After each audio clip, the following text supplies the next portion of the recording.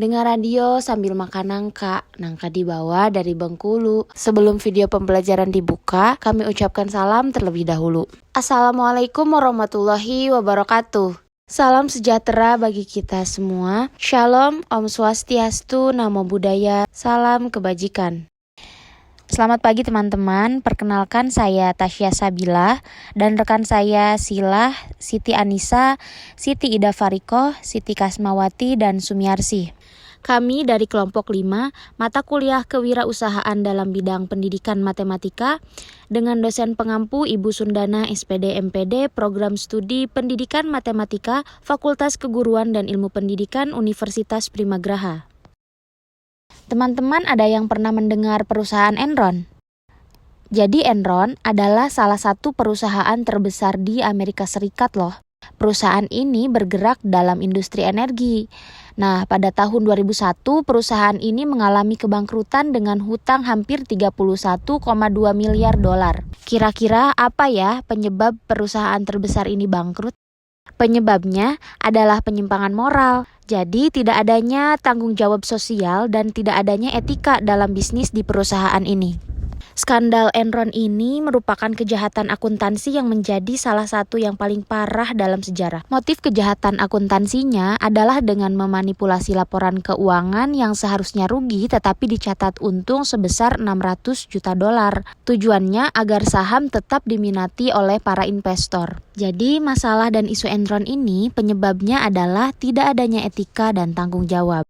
Nah, kenapa etika dan tanggung jawab sosial sangat penting dalam menjalankan sebuah bisnis? Lalu apa yang dimaksud dengan tanggung jawab sosial dalam etika bisnis? Dan apa dampak yang akan terjadi jika prinsip etika bisnis dan tanggung jawab tidak diterapkan secara maksimal dalam lingkungan bisnis? Baik teman-teman, kami akan menjelaskan kepada teman-teman semua apa yang disebut dengan etika bisnis dan tanggung jawab sosialnya. Nah, itu akan dijelaskan satu persatu oleh kami. Yang pertama akan dijelaskan oleh saya Tasya Sabila. Etika lebih dari sekedar legalitas. Etika merupakan standar perilaku moral. Maksudnya adalah etika menjelaskan mengenai perilaku yang dianggap oleh masyarakat sebagai baik dan buruk. Sedangkan legalitas merupakan pembakuan etika ke dalam hukum formal. Etika lebih dari sekedar legalitas, karena legalitas merupakan hukum tertulis yang menjelaskan mengenai perilaku yang benar dan perilaku salah, di mana tidak semua perilaku yang benar merupakan perilaku yang baik dan beradab. Etika berasal dari diri kita. Keputusan etis pun dimulai dari diri kita sendiri, karena kita tidak dapat berharap masyarakat akan bertindak secara etis dan bermoral apabila tidak dimulai dari diri kita sendiri. Namun, terkadang dalam memilih alternatif yang etis, tidak semua keputusan akan menguntungkan. Terkadang semua hasil yang mungkin terjadi tidak memuaskan. Salah satu cara agar seorang individu atau perusahaan dapat membuat keputusan yang paling etis saat terjadi dilematis adalah dengan menjawab 3 pertanyaan ini. Pertama, apakah ini legal? Apakah saya melanggar hukum atau kebijakan perusahaan? Kedua, apakah ini seimbang? Apakah saya sudah bertindak adil? Dan yang ketiga, bagaimana perasaan saya atas pilihan tindakan saya?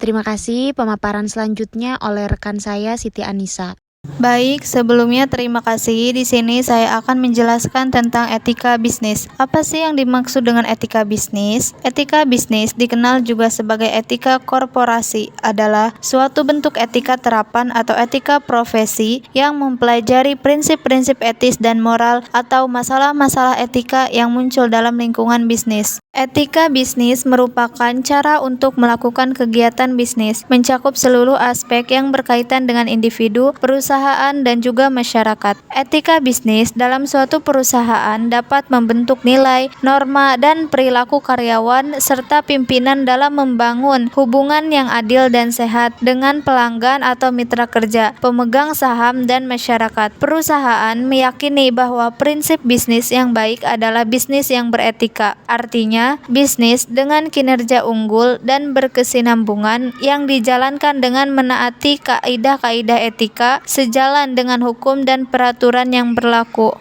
Terima kasih Anissa. Pemaparan selanjutnya oleh rekan Silah. Baik, selanjutnya yaitu prinsip-prinsip etika dalam bisnis. Yang pertama, prinsip kejujuran. Prinsip kejujuran menanamkan sikap apa adanya berdasarkan fakta, situasi, dan kondisi yang sebenarnya. Dengan kata lain, apa yang dikatakan itulah yang dikerjakan. Prinsip ini juga memberikan kepatuhan dalam melaksanakan berbagai kontrak, komitmen, dan perjanjian yang telah dibuat. Yang kedua, prinsip otonomi. Prinsip otonomi menunjukkan sikap kemandirian, kebebasan, serta tanggung jawab. Orang yang mandiri berarti orang yang dapat mengambil keputusan lalu melaksanakannya berdasarkan kemampuan sendiri dan sesuai dengan apa yang diyakini, bebas dari tekanan, hasutan, dan ketergantungan kepada pihak lain. Yang ketiga, prinsip saling menguntungkan. Prinsip saling menguntungkan menanamkan kesadaran untuk saling memberikan keuntungan satu sama lain. Artinya, dalam setiap tindakan bisnis harus diusahakan supaya semua pihak merasa diuntungkan. Yang keempat, prinsip keadilan. Prinsip keadilan menanamkan sikap untuk bersikap adil terhadap semua pihak dengan tidak membeda-bedakan dari segala aspek seperti aspek ekonomi, aspek hukum, maupun yang lainnya. Yang kelima, prinsip integritas moral. Prinsip integritas moral merupakan prinsip yang tidak merugikan orang lain dalam mengambil keputusan dan tindakan bisnis. Prinsip ini dilandasi dengan kesadaran bahwa setiap orang harus dihormati sebagai manusia.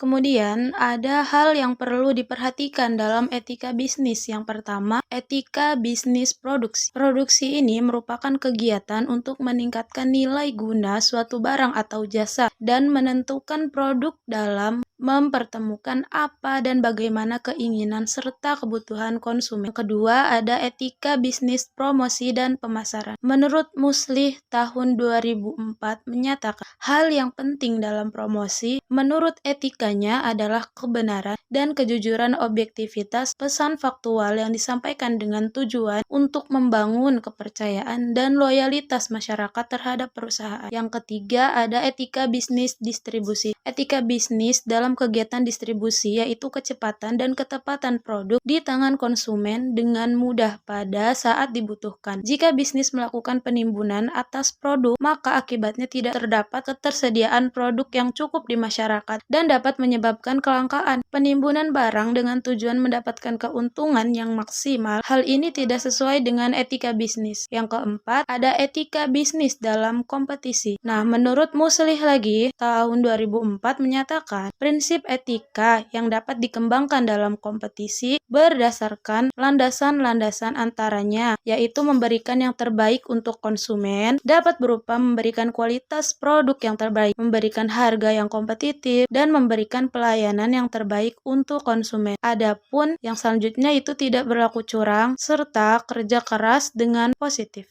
Baik Sila, terima kasih. Selanjutnya materi akan disampaikan oleh Siti Ida Farikoh. Materi selanjutnya yaitu etika produksi. Yang pertama ada keselamatan dan kesehatan kerja. Yang dimaksud keselamatan dan kesehatan kerja yaitu mengubah kondisi kerja yang aman dan sehat bagi semua pekerja dengan mematuhi standar keselamatan dan kesehatan kerja yang berlaku. Dan yang kedua ada tanggung jawab lingkungan. Kita dapat mengelola proses produksi dengan memperhatikan dampak lingkungan termasuk pengelolaan limbah, penggunaan sumber daya secara berkelanjutan, dan melakukan produksi yang ramah lingkungan. Dan yang ketiga ada keadilan dalam hubungan industri. Dapat menjaga hubungan yang adil dan etis dengan para pekerja, termasuk memberikan upah yang layak, kondisi kerja yang baik, dan menghormati hak-hak pekerja sesuai peraturan yang berlaku. Selanjutnya ada etika manajemen sumber daya manusia. Yang pertama ada keadilan dalam rekrutmen dan seleksi. Proses rekrutmen dan seleksi dilakukan secara adil dan objektif, tanpa diskriminasi berdasarkan ras, jenis, kelamin, atau faktor diskriminatif lainnya. Selanjutnya ada pengembangan karyawan, memberikan peluang pengembangan karyawan melalui pelatihan dan pendidikan, menciptakan lingkungan yang mendukung pertumbuhan karir. Yang terakhir, ada pengelolaan kinerja yang adil, menetapkan standar kinerja yang jelas, memberikan umpan baik secara konstruktif, dan menilai kinerja karyawan dengan objektif dan adil. Terima kasih Siti Ida Farikoh. Materi selanjutnya disampaikan oleh Siti Kasmawati. Pentingnya etika bisnis, pertumbuhan jangka panjang, praktik, bisnis yang etis mendukung pertumbuhan jangka panjang melalui hubungan bisnis yang berkelanjutan, kredibilitas perusahaan, membangun dan memelihara reputasi positif di mata pelanggan, pemegang saham, dan masyarakat. Tanggung jawab sosial menyumbangkan hal positif terhadap masyarakat dan lingkungan, menciptakan dampak positif dalam luar keuntungan finansial. Kepercayaan konsumen. Konsumen cenderung memilih produk atau layanan dari perusahaan yang dianggap beretika. Penghindaran krisis reputasi. Etika bisnis yang buruk dapat menyebabkan krisis reputasi yang merugikan secara finansial dan citra perusahaan. Tanggung jawab dalam bisnis. Tanggung jawab sosial atau Corporate Social Responsibility (CSR) adalah suatu konsep bahwa organisasi, khususnya perusahaan, adalah memiliki suatu tanggung jawab terhadap konsumen, karyawan, pemegang saham, komunitas, dan lingkungan dalam segala aspek operasional perusahaan seperti terhadap masalah-masalah yang berdampak pada lingkungan, keamanan produk, dan tenaga kerja. Pengertian CSR dapat dilihat dalam Undang-Undang Nomor 40 Tahun 2007 tentang Perseroan Terbatas UU PT Pasal 1 Ayat 3 yang menyatakan sebagai berikut. Tanggung jawab sosial dan lingkungan adalah komitmen perseroan untuk berperan serta dalam pembangunan ekonomi berkelanjutan guna meningkatkan kualitas kehidupan dan lingkungan yang bermanfaat, baik bagi perseroan sendiri, komunitas setempat maupun masyarakat pada umumnya. Terima kasih Siti Kasmawati. Materi terakhir oleh rekan saya Sumiarsih. Terima kasih moderator, izin melanjutkan materi mengenai hal-hal yang perlu diperhatikan untuk menghindari krisis reputasi atau kerugian terhadap perusahaan. Di sini ada 5 poin, di mana yang pertama ada transparansi, yaitu memberikan informasi keuangan yang jelas dan akurat kepada semua pihak terkait, termasuk pemegang saham, karyawan, dan pihak terkait lainnya. Yang kedua ada integritas pelaporan keuangan, yakni menjaga kejujuran dalam pelaporan keuangan, menghindari manipulasi angka atau praktik akuntansi yang dapat melakukan penipuan. Yang ketiga ada ketaatan pada hukum dan peraturan keuangan, mengisyaratkan kepatuhan penuh terhadap hukum dan peraturan keuangan yang berhak untuk mencegah sanksi dan konsekuensi hukum. Yang keempat ada pertanggungjawaban pemimpin keuangan, yakni menekankan tanggung jawab dan etika individu yang mengelola keuangan perusahaan seperti CFO dan direktur keuangan.